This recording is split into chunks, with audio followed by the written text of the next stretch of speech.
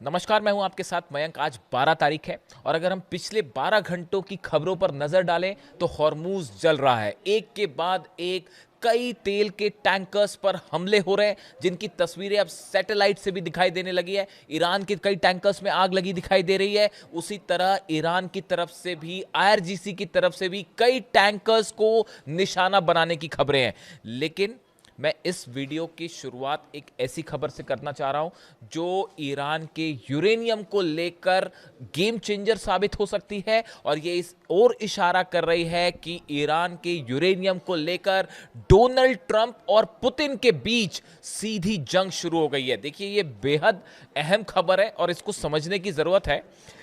देखिए, ये सब आप जान रहे हैं कि ईरान की तरफ से जो प्रस्ताव सामने था वो ट्रंप को नामंजूर है। ट्रंप ने जो शर्तें रखी वो ईरान को नामंजूर है, और हालात ये है कि ईरान एक बड़ी जंग के लिए तैयार है। मिसाइल्स रेडी कर दी गई हैं, लॉन्च पैड्स पे, जनता सड़कों पर है और वो आर पार के मूड में है।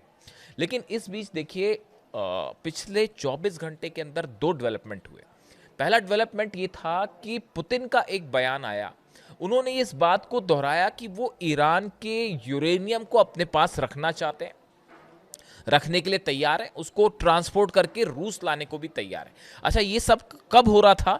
जिस बीच में ईरान ने जो है वो अपना प्रपोजल डोनाल्ड ट्रंप के सामने रख दिया था, और डोनाल्ड ट्रंप की बातों को, शर्तों को मानने से ईरान ने मना कर दिया। यानी साधारण सी बात थी, यूरेनियम को लेकर बात फंस चुकी है। इसी बीच पुतिन का बयान आता है कि ईरान का जो यूरेनियम है, एनरिच्ड यूरेनियम, हम वो रूस में रखने को तैयार हैं, हम ट्रांसपोर्टेशन के लिए भी उसके तैयार हैं। उन्होंने 2015 में जो समझौता हुआ उसका भी जिक्र किया था।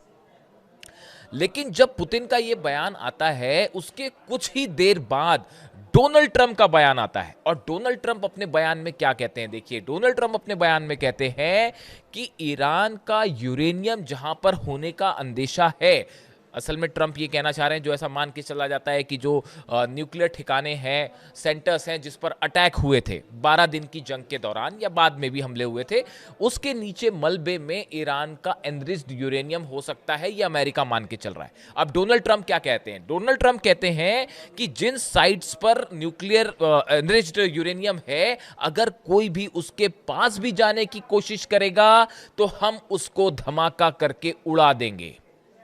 देखिए, पुतिन का यह कहना कि हम यूरेनियम को अपने पास रखने के लिए तैयार हैं, और उसके फौरन बाद डोनाल्ड ट्रंप का यह कहना कि अगर कोई भी उस एनरिच्ड यूरेनियम के न्यूक्लियर साइट्स के आसपास भी आता है तो हम धमाके से उसे उड़ा देंगे।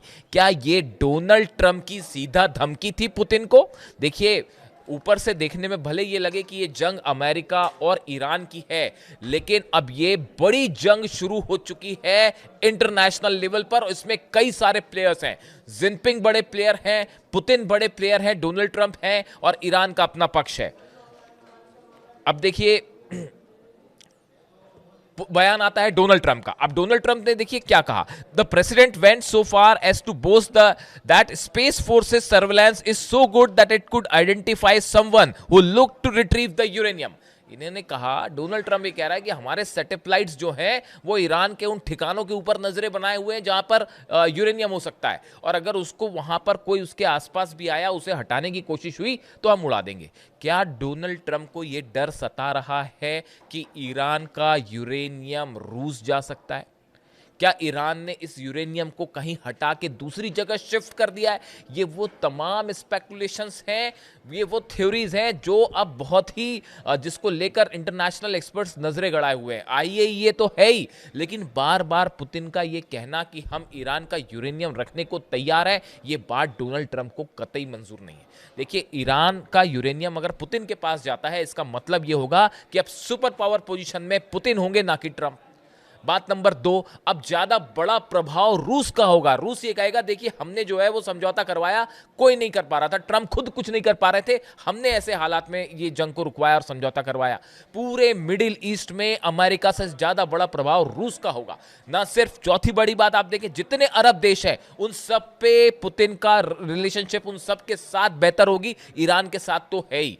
यानी अगर ईरान का यूरेनियम, ये बात सिर्फ यूरेनियम और न्यूक्लियर बम की नहीं है, अगर ये यूरेनियम रूस पहुंच जाता है या रूस को देने का समझौता होता है, इसका मतलब अमेरिका की सुप्रीमेसी हमेशा के लिए खत्म।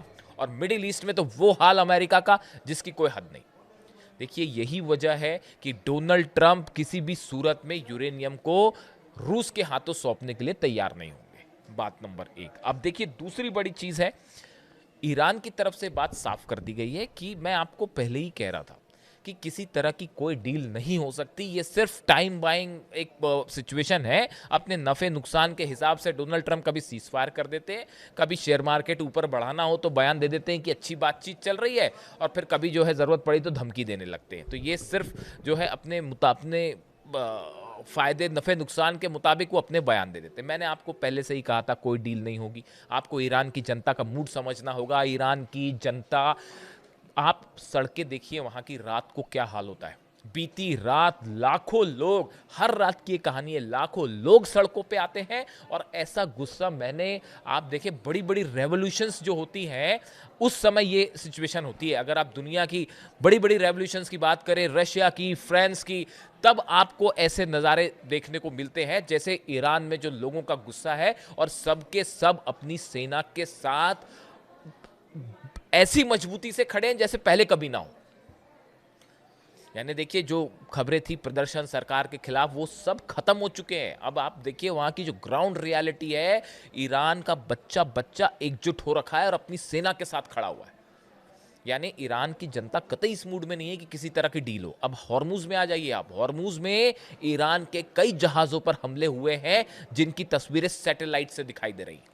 खार्ग आइलैंड के पास बड़े हिस्से में समंदर में तेल फैल चुका है, इसकी तस्वीरें सैटेलाइट से दिखाई दे रही हैं। अमेरिका के कई जहाजों पर हमले हो रहे हैं, अब इसका अनाउंसमेंट भी नहीं हो रहा। देखिए पहले तो अनाउंसमेंट हो रहे थे, लेकिन अब हालात ये हैं कि आरजीसी की तरफ से जो हमले हो रहे हैं, कहीं कोई क्लेम नहीं है, बस हमले चल रहे हैं। और अमेरिका के जहाजों को भी लगातार नुकसान हो रहे हैं। कई ड्रोन्स ईरान में घुसने की कोशिश की है, कई ड्रोन्स ने बीती रात उनको सीधा ईरान ने अपने डिफेंस सिस्टम से तबाह कर दिया है। ये हाल पूरे उन द्वीपों का भी है जिनके आसपास जो है जंगी जहाज खड़े हुए हैं। यानी आप देखिए पूरे मिडिल ईस्ट में ईरान के आसपास वो हालात हैं जो सिर्फ इस ओर इशारा कर रहे हैं कि यहां से बड़ी जंग के अलावा और कोई रास्ता नहीं है। अब देखिए इसके अलावा दो तीन अहम बड़ी खबरें हैं। एक तो ईरान और रूस के विदेश मंत्री भारत आ रहे हैं। ब्रिक्स समिट में विदेश मंत्रियों की बैठक होनी है।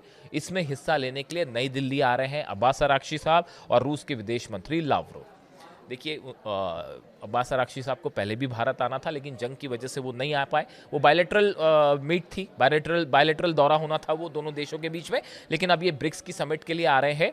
लेकिन अब्बास अराक्ची का भारत आना स्पेकुलेशन है इस बात के लिए कि भारत में रूस और ईरान के दोनों के विदेश मंत्री के होने के बाद भारत की ऑयल पॉलिसी, कैसे ऑयल इंपोर्ट किया जाए, कौन सा एक ऐसा रास्ता बनाया जाए जहां पर बिना किसी विवाद के जो है वो ऑयल सप्लाई भारत के लिए जारी रहे, ईरान से इस बारे में बड़ी चर्चा हो सकती है। रूस के विदेश मंत्री भी यहां मौजूद रहेंगे, लावरोव। यानी एक बड़ा स्टैंड तैयार हो सकता है क्लैरिटी के साथ कि आने वाले दिनों में कैसे ईरान का तेल भारत पहुंचे और कैसे रूस का तेल भारत पहुंचे। देखिए ईरान को इस समय सबसे ज़्यादा ज़रूरत है, अपना ऑयल रिजर्व उसके फुल हो रहे हैं। मैंने आपको पहले बताए थे ज़्यादा से ज़्यादा ऑयल जो है ईरान एक्सपोर्ट करना चाह रहा है, और सबसे बड़े बायर्स में से एक जो है वो भारत है इस समय। तो अब ये सप्लाई ब्लॉकेड की वजह से उतनी फ्री फ्लो नहीं हो पा रही जैसे पहले थी। तो इसके लिए क्या सॉल्यूशंस हो सकते हैं, क्या रास्ते हो सकते हैं, इस पर एक विस्तार से चर्चा बन सकती है इस यात्रा के दौरान। अब्बास अराक्ची साहब की भारत यात्रा बेहद अहम होगी कई लिहाज से, और ये यात्रा ऐसे समय में हो रही है जब डोनाल्ड ट्रंप चीन की यात्रा पे जा रहे हैं। उनकी जिनपिंग से मुलाकात होगी। देखिए ये विजिट ऐसी होगी जो कि शायद ईरान को लेकर और हॉर्मूज को लेकर एक कोई बड़ा फैसला हो सकता है, और फैसला चीन में हो सकता है। देखिए नुकसान तो बड़ा ज़बरदस्त चीन को भी है, क्योंकि ऑयल मार्केट उसका पूरा इम्पैक्ट हो रहा है, उस पर इकॉनमी पर असर पड़ रहा है। देखिए रूस का ऑयल भी जो है, रूस के ऑयल की डिमांड है, लेकिन जो चेन है सप्लाई वाली वो प्रभावित हो रही है। जिस तरह से, जिस रूट से सप्लाई होनी चाहिए वो प्रभावित है। तो ये एक ऐसा क्राइसिस है जिसका पूरी दुनिया पर, अर्थव्यवस्था पर असर पड़ रहा है, और इसके लिए जिम्मेदार है एक राष्ट्रपति की जिद जो अपने जहाज लेके खड़े हुए हैं। ऐसा कई एक्सपर्ट्स की राय है। अब सवाल ये है कि चीन यात्रा डोनाल्ड ट्रंप की, अब्बास अराक्ची और लावरोव की भारत यात्रा, क्या इस बीच किसी एक ऐसा कोई फ्रेमवर्क तैयार हो सकता है जिसको लेकर हॉर्मूज खोलने पर चर्चा हो, या जिसमें हॉर्मूज से कैसे ऑयल सप्लाई जारी रहे इसको लेकर चर्चा हो, इसको लेकर फ्रेमवर्क, इस पर नज़र बनाए रखने की ज़रूरत है। अगले 1-2 दिनों में चीज़ें साफ होंगी। लेकिन देखिए, इसी दौरान खबरें ये हैं कि ईरान ने एक बार फिर बड़ी जंग की तैयारी कर ली है। मुस्तबा खामेनेई ने आदेश दिए हैं अपनी सेना को, मिसाइल्स को लॉन्च पैड्स पे रेडी रखा जाए, ड्रोन्स को तैयार रखा जाए, anti ship missile Abu Mahdi तैयार कर दी गई हैं।